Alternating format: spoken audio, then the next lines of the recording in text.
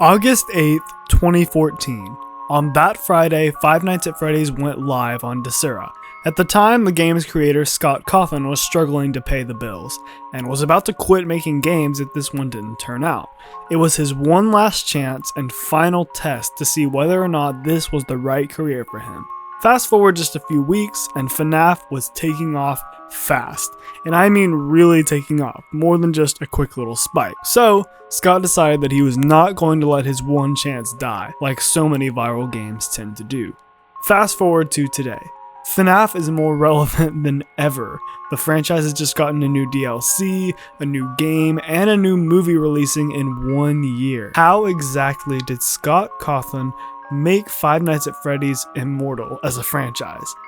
It would be a little bit boring if I just answered this question right here and right now in a condensed thesis statement. As Frederick Fazbear once said, maybe the true thesis statements were the pieces put together. So join me as I gather up the pieces to assemble them into an answer that I feel is very satisfying.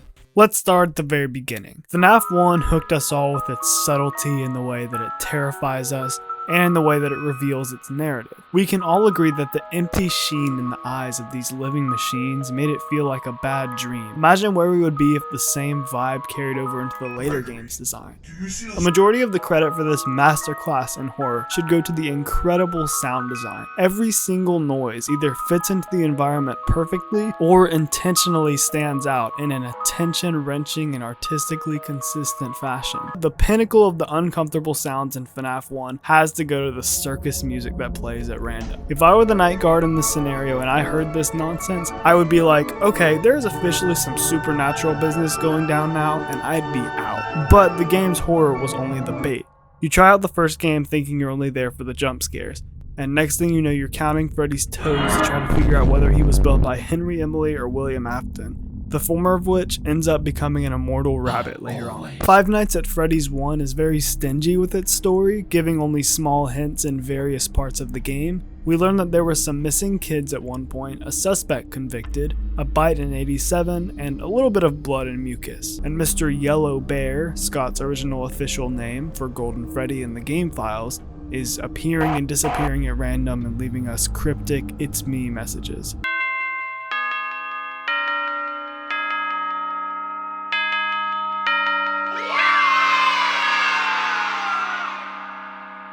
There's only one acceptable reason to like FNAF 2. I was going to do a bit here where I sang the song, the FNAF 2 song by the Living Tombstone, but I decided it'd be better not to. But the song still slapped to this day. I'm standing by that. The Living Tombstone's FNAF songs were absolutely vital in giving the FNAF franchise mainstream attention early on. Especially considering the fact that the first song has over 300 million views as of writing this script, and the FNAF 2 song is sitting at over 270 million views. The collective view count of the Living Tombstone's FNAF songs on YouTube is over 1 billion views. Anyway, enough about the songs. FNAF 2. Like I said before, Scott was not about to be a one-hit wonder. He dropped the trailer for the next game on October 21st, just 2 months after the first game was released on Steam. As one could imagine, the trailer did crazy numbers, reaching 1 million views in just 3 days on Scott's YouTube channel. People lost their minds over this trailer because it was looking like FNAF 2 was going to be FNAF 1 but with more of everything. There was one notable thing that FNAF 2 had a lot less of, however: doors.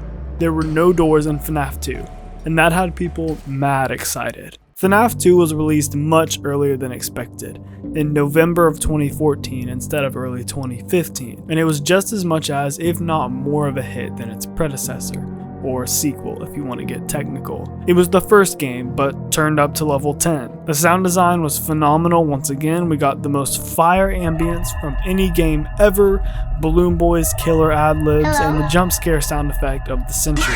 The gameplay was chaotic and fun, the atmosphere was great, and the character designs were top tier. Helplessness was much more intense in this game because of the lack of doors. There was no situation where you were ever 100% safe. The only release from tension was the sweet release of death in this game. Mangle was such a cool character, and all of her renders in the game were spine-chilling. There was just something otherworldly about Mangle. But people weren't just here for the scary imagery. They wanted the details of the missing children's incident, and they did not get that. We definitely got a lot more story in FNAF 2, but this was the only one of its aspects that wasn't more in your face than its previous game. Almost all of the lore in this game was revealed through the most genius method that Scott could have ever thought up, the 8-bit death minigames. This was such a wonderfully interactive way to visually tell a story without spoon-feeding it to the player. We learned that the kid who possesses the puppet was murdered by someone driving a purple car after being locked outside of the pizzeria. We learned that a current or former employee is the purple man responsible for these deaths, and that the puppet gave life to the fallen children by stuffing them into the mascots that they loved and trusted so much. The spirits went on to possess the animatronics that they were attached to. Scott revealed just enough details to build an extremely fascinating concept without spoiling everything. If the story had less going on and was told in a more basic way, this could have been the beginning of the end for FNAF. But because of how brilliantly Scott handled everything, this was more of a new beginning for the franchise than just a continuation. This second game left everyone absolutely rabid for more details on the mysterious Golden Freddy and the man behind the slaughter, and they didn't have to wait for long, unless you consider 3 months a long time in game development. The 3 months that I was referring to was the time between the release of FNAF 2 and the release of the trailer for FNAF 3. And the trailer for this one kinda popped off. At the time, Scott fully intended for this game to be the final one in the series, and it got the attention that a finale deserved. After some teasers on his website, a troll game, and a 10-day countdown that actually only lasted 1 day, the game released on March 2nd, 2015. And people kind of didn't love it. If there was ever a point that FNAF was going to die, it was here. The final game had just come out and people really didn't love the gameplay, excessive amounts of jump scares, and the look of the only real jump scare in the game. But what about the story? It was great. Scott may have disappointed lots of people on the gameplay side, but that wasn't the real selling point of the franchise in the first place. The high concept ideas of the story were always what set it apart from other scary games, and Scott definitely pulled it off with FNAF 3's story. Fazbear Frights is a new Freddy Fazbear themed horror attraction that just opened up due to all of the urban legends surrounding the establishment. We play as the security guard who doubles as part of the attraction and an actual security guard. Every night we get calls from Phone Dude, filling us in on our job requirements and new bits of memorabilia that he's found to add to the attraction. The first night goes by without incident. Then we get to night 2, where Phone Dude tells us that he found a real one, Spingtap, the only full animatronic in the attraction, and the only lethal threat in the game. After completing each night, we get a cutscene / minigame where we play as one of the 4 FNAF 1 animatronics as Purple Guy dismantles them, one by one. If we follow the instructions found in the wall of a certain room in these cutscenes, we discover secret minigames that all depict the animatronics interacting with children in varying levels of distress. The second to last minigame is special because it shows us a yellow bear and rabbit performing on stage, a duo from a location that we've never seen before. In FNAF 2, the phone guy mentions Fredbear's Family Diner as the original Freddy's location, and we can only assume that this must be what he was referring to. Phone Dude also plays some employee training tapes salvaged from an old location that talk about Springlock suits, which are animatronic suits that have a suit mode and an animatronic mode. Suit mode, the animatronic parts are pulled back to the edge of the suit to allow a performer to wear it as a costume. Springlock suits are also extremely dangerous by nature because anything that disturbs the spring locks could cause them to snap loose, shoving all of the animatronic parts into whoever is wearing the suit.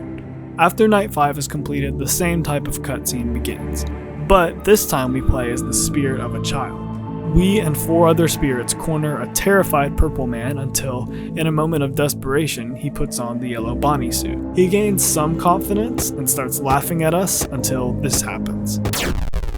It's revealed that the animatronic that we faced for the past 5 nights has been the man behind the slaughter himself the entire time. After completing the game, we either get the good ending or the bad ending. The bad ending shows the FNAF animatronics masks on the floor, each with an eye lit up, except for Golden Freddy, who has 2 eyes lit up. If all the necessary steps are taken to get the good ending, the Happiest Day minigame has a kid with a Golden Freddy mask sitting at the table at the very end, and when the puppet reaches the table, a cake appears, and all of the children disappear, leaving the mask to float to the ground and all balloons to float into the sky. Finally, they are all allowed to move on. Then the player must complete night 5 like normal to get the good ending, which shows all of the animatronic masks on the floor, just like in the bad ending, but the lights are all out, and Golden Freddy is nowhere to be found. It had a very satisfying conclusion without revealing everything, and it left everyone with a perfect mix of closure and hunger for more. Was Scott going to step away while he was ahead so that FNAF could have a chance of being remembered like the great shows that ended in their prime, instead of running until they ultimately failed? No, because he didn't feel like this slight disappointment was the right note to end on. He needed one more chapter to right the wrongs of the latest game, to fill some extra gaps in the story while also providing some truly terrifying gameplay and visuals. This is it. I consider the 4th game to be the most important out of all of the games in making FNAF into the immortal internet phenomenon that it is to this day. You've got to remember that when FNAF 4 came out, FNAF was only 11 months old. There was still no guarantee that it would truly be able to last. It's also important to remember the bite of 87. Believe it or not, the bite of 87 is actually the embodiment of what makes FNAF the immortal cesspool that it is. I say cesspool in a very loving way. Throughout FNAF 4's rollout, Scott was clearly setting it up to be all about the bite of 87. With the Was It Me teasers on his website, it was really cool that he was tying up the bite of 87 and all of the It's Me stuff from the first game. So people were really excited once again, especially after the trailer revealed that we were going home for the final chapter. Then the game released, and we didn't tie up any loose ends, we lobotomized them. For a final chapter, FNAF 4 introduced a whole lot of new story beats. The purple guy has 2 sons now, and he spies on one of them using a plushie with cameras for eyes and a microphone that he can use to talk through it, while the older son bullies the younger one. And there are hospital beds, flowers, and giant robots invading a kid's bedroom. At least we got to see the bite of 87 at the end of the game. Oh, so you're saying that this game introduces a bunch of new cryptic backstory for the purple guy, and this older location and the spring lock suits, and it doesn't even tell us anything about the incident that the game was clearly leading us up to believe that it was all about? And at the very end of the game, Scott literally leaves us with a locked box that definitely contains delicious lore details that can never be opened, no matter how many Freddys you Five Night. But hey, the game was really scary and had well thought out gameplay. This injury was as good for the series as it was infuriating for the fans. FNAF 4 manufactured immense staying power for the franchise out of sheer ridiculousness. On top of all that, it was all but confirmed that FNAF 4 was meant to show us that FNAF as a whole was just a series of nightmares that a child had after being traumatized by seeing someone put on a Freddy Fazbear suit or something like that. The toy animatronics from FNAF 2 were just a product of Fazbear-themed toys that this kid had, and Springtrap is just a nightmare that stemmed from another kid talking about a rabbit toy that traps your finger in its mouth. After the fandom reacted very negatively to the Dream Theory revelation in the final chapter, Scott decided to make more games and take a different direction. At this point, FNAF lore had become a lifestyle, and the unsolvable nature of the lore made it absolutely certain that no member of the community would ever be able to sleep at night unless Scott made just one more game to at least make them feel like they had some kind of chance. Do you know who does have a chance? My fantastic channel members, Elium, Vaysat, Samuel Petunias, Tyler Feller, and Star of the Cosmos. Consider joining if you want a little shout out or just want a way to support me a little bit. Yeah, they never had any kind of chance. Let's head to December 17th, 2015, the year that Scott gave us the first official FNAF novel, The Silver Eyes. I'm going to make a statement that some people may heavily disagree with here. The release of The Silver Eyes might be the reason that FNAF is still as relevant as it is today, in the way that it is today. It introduced a named version of the purple guy, William Afton, who went under the name Dave Miller. He tries to murder the teenage main characters in the same way that he murdered their friend many years ago. He puts on the yellow spring Bonnie suit, which is heavily tied to his identity and self-assurance when he's doing his worst work, And spoiler warning, the climactic chase scene ends with Charlie activating the spring locks while Mr. Appleton is still inside the suit, apparently killing him. This book created a whole lot of confusion in the community about what was canon for the games and what wasn't, since the story involved was a whole lot more complete and linear than the narrative that we were getting in the games. Scott explained that both the games and the books are canon and that the events that happen in them are real and official, but they aren't both necessarily set in the same timeline. My claim about the importance of the book still stands, but the reasoning behind it will become obvious at some point fairly soon. 1 month later, we got FNAF World, which, just in case you didn't know, was an RPG game with a very goofy tone and the character designs were all cutesy. It was just supposed to be the absolute opposite of everything that FNAF had been up to this point.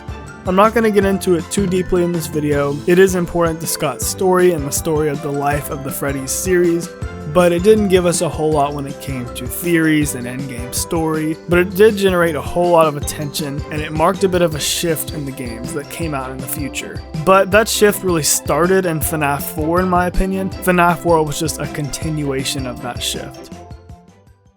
Sister Location is a really weird one. It took a much more story-oriented approach than the previous games, and it finally revealed the purple guy's name. Dave Miller. Clown Game was Scott's chance to take the mess of the story that he introduced in FNAF 4 and make it all nice and simple again, which would significantly lower the fanbase's risk of developing heart disease. He did not do that. Now with this game, the franchise is all sci-fi. Dave has another kid, Circus Baby's bunker is under the FNAF 4 house, which was rigged with cameras, and Purple Guy's kid is possessing the clown girl, his daughter, that we didn't know he had. How did we get here? Dave Miller, who also goes by the iconic name William Appleton, needed more children's souls so he could bring his dead son back. So he dismantled the old possessed animatronics and melted their parts into soul goo to use in his new line of animatronics. These animatronics are the Funtime animatronics, and they're made with the sole purpose of harvesting children for their souls. Yeah, this game also shook up the classic one location you're trapped here trend of FNAF, having us visit different locations in the bunker throughout each night, and it was really cool. The character designs are top notch, Funtime Freddy is amazing, and the jump scare sound effect is probably my favorite in the series. But as far as the story that was keeping everyone interested in the franchise, FNAF's sister location was FNAF 4 Part 2. It created much more confusion than it resolved. Congratulations, we've made it. We've reached the point of no return for the franchise and for your sanity. If you cross this point with me, we're going together down the path into madness. FNAF was able to break the one-hit wonder curse because it had fantastic horror elements in each game to reel people in, but it was the lore that got them. At first glance, you would be like, oh, it's just a phase. Eventually the premise will get worn out and everyone will move on to the next trend. But here's where Scott really threw everyone for a loop.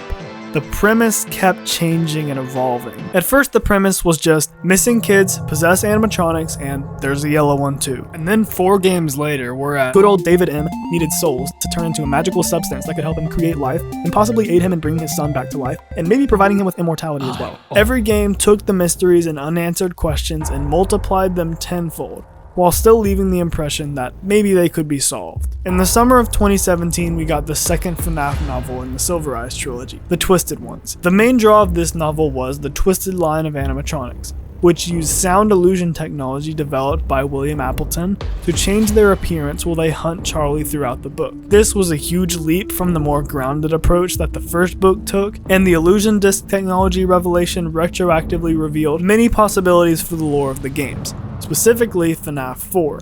The cover of the novel used the face of Nightmare from FNAF 4, and if the twisted animatronics are portrayed like this, then this could be a hint that the gameplay in FNAF 4 wasn't a nightmare at all, but an attack by actual animatronics just with altered appearances. The book ends in an underground cave full of illusions and glowing mushrooms that connects to Charlie's house, where Freddy and the gang beat up the twisted animatronics while Charlie has a showdown with Spingtap. We thought the books were safe from messing with the game lore, but this second entry gave us some doubts. Pizzeria Simulator had awesome gameplay and served as a nice finale for the initial story, but it continued the tradition from the previous 2 games with one of its little mini arcade games, Midnight Motorist. If you slip through a hole in the floor of the raceway, you can enter a cutscene of sorts later that night, where a yellow man is told that he can't enter a place called Junior's, and he's angry to find out that his son's window is broken.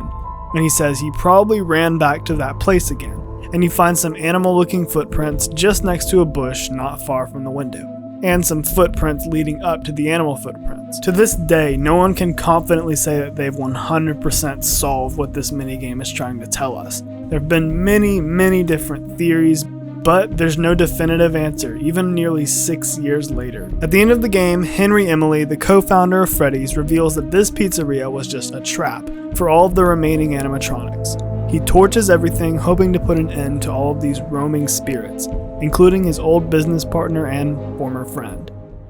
Ultimate Custom Night served as an extended Night 7 custom night for this game, and it told us that Purple Guy was sent to his own personal purgatory after he physically burned in FNAF 6, and he was forced to deal with the product of his unforgivable crimes on Earth, namely an endless FNAF simulator where all of the animatronics possessed by the kids that he killed are killing him for eternity. He's here and always watching, the one he shouldn't have killed. The series in UCN continued the trend once again, making things slightly less clear in some aspects, but slightly more clear in some aspects, while also introducing new things to talk about. We had some interesting Easter eggs dealing with Golden Freddy / Fredbear / Yellow Bear, and a mysterious and vengeful spirit that is apparently the one controlling this personal hell. The spirit was called the one you shouldn't have killed by the other animatronics, and seemed to be connected to Golden Freddy, which of course was odd because we had previously been led to believe that Crying Child, the younger son of William Afton, was the one controlling Golden Freddy. Now it was assumed that Golden Freddy was possessed by two spirits, Purple Guy's son and the vengeful spirit. All of this was made even more muddy by people claiming that this was actually Michael suffering for his unintentional murder in FNAF 4. In the end, FNAF 6 and Ultimate Custom Night gave us enough closure to be somewhat satisfied, but there was still more that fans hoped to discover eventually. The third novel in the Silver Eyes trilogy was definitely the most impactful when it came to making us feel like we knew absolutely nothing about this franchise. It heavily features an altered version of Circus Baby, and it introduces the concept of Remnant, molten metal that gains strange powers because it contains the souls of the dead. Dave Miller has managed to keep himself alive with it, giving us a possible explanation for why he always comes back in the games. We also learn that Charlie isn't really Charlie. She's a robotic recreation of the real Charlie, built by her father, Henry Emily, after the real Charlie was murdered by William Appleton many years ago. And just for context, Charlie is the protagonist of the Silver Eyes trilogy. She's also the daughter of Henry Emily, who is the co-founder of Freddy Fazbear's along with William Afton. She lived her life as 3 different robots, one from 3 of the 4 closets in her room, going from a young child robot to a young adult robot. The 4th closet contained the 4th Charlie, who is revealed to be Circus Baby, who is also possessed by William Appleton's daughter, Elizabeth.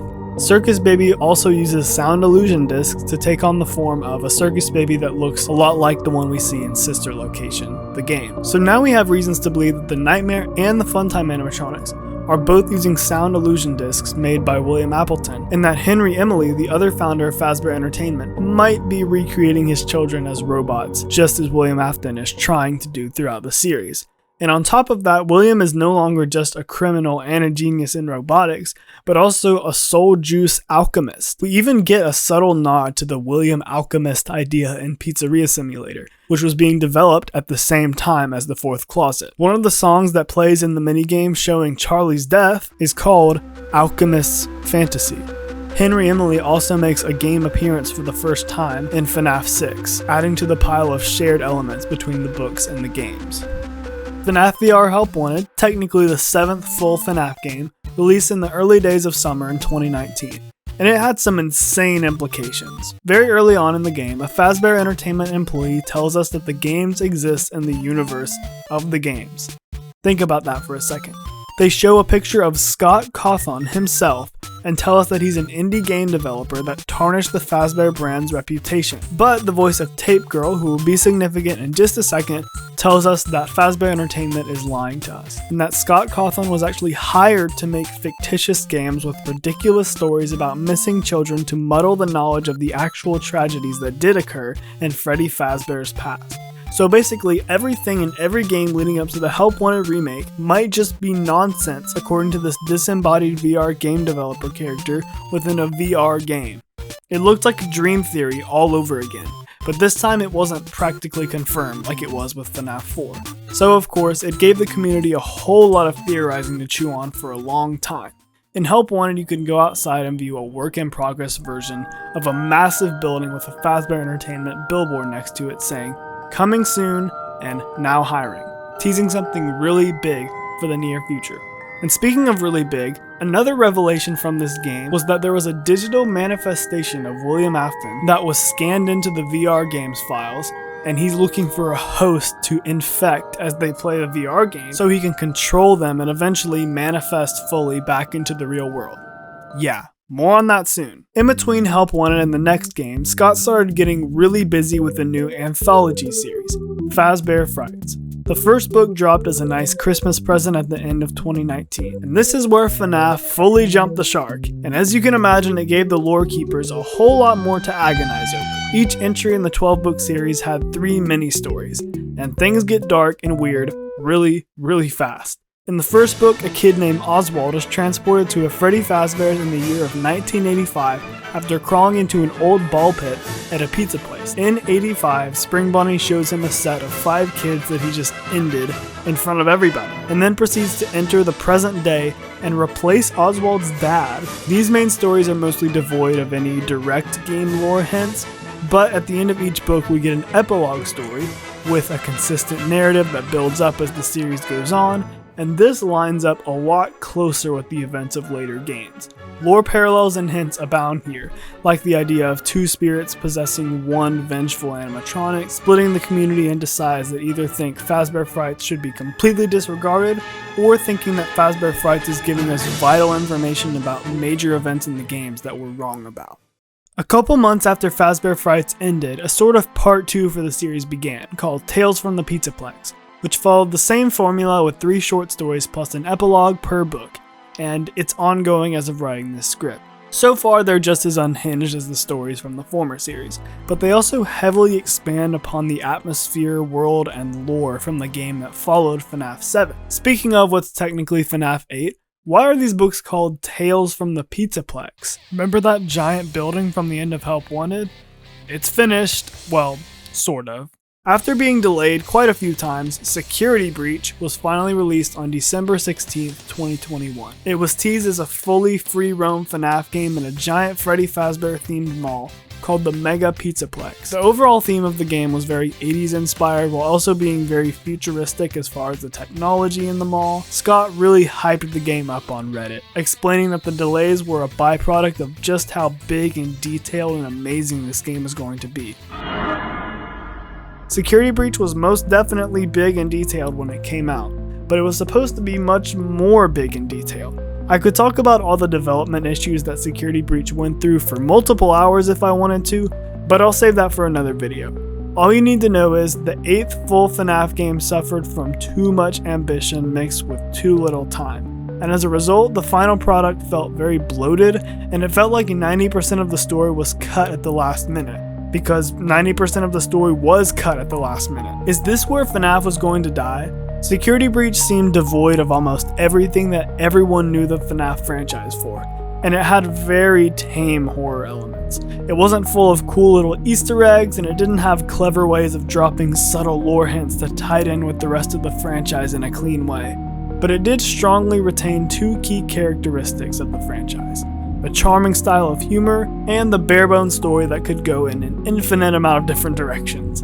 Security Breach's greatest flaw, its over-ambition, also ended up being its greatest strength, because this game went viral when it released. Markiplier's live stream of the end of the game is his most popular live stream ever, sitting at 36 million views. Five Nights at Freddy's peaked in Google search trends when Security Breach, its 9th game, released, which is an insane accomplishment for the franchise in its 7th year of existence. What looked like the official ending of the game brought William back to life, again, for the 4th time, and this rubbed a lot of people the wrong way. But the lack of concrete story details caused theorists to reach countless different opposing conclusions about the game. If Sister Location was FNAF 4 Part 2, this was FNAF 4 Part 3.5. It was so much more severe in this case. And the newest books set in the Pizzaplex only made things infinitely more confusing. One of the early stories follows a girl who uses a closed VR attraction at the Pizzaplex, and it traps her in a nightmarish world where everyone gets cancer and dies. The series depicts areas and attractions in the Pizzaplex that never showed up in the games, including a fully fledged indoor roller coaster. Fazbear Frights was just suspected to have small conceptual parallels with the game series, but the canonicity of the Tales series to the game series is much more unclear. The narratives continually drift closer and closer together. At the end of Security Breach's new Ruin DLC, we meet the Mimic, a character taken directly from the Tales from the Pizzaplex books, heavily suggesting that more elements from the books will soon start bleeding into the games, instead of the other way around. The FNAF games reel us in with perfect sound design and minimalistic horror, and then sprung us with a mind-enslaving and ever-unfolding plot. Scott's method of storytelling over the years is as captivating as it is confounding, and its very nature demands continuation. Five Nights at Freddy's never died because there was never closure for either Scott or his fanbase. Neither were satisfied, but both were equally desperate to find that closure somehow. Now FNAF is known first and foremost for its ridiculousness to outsiders and insiders alike. If someone gets into this fandom nowadays, they probably did so because they wanted to dive into madness. But there's one thing that's for certain. Until Scott's on his deathbed and decides to release a detailed description of the storyline of his series, the lore will keep expanding and the games will continue to release. FNAF can't die.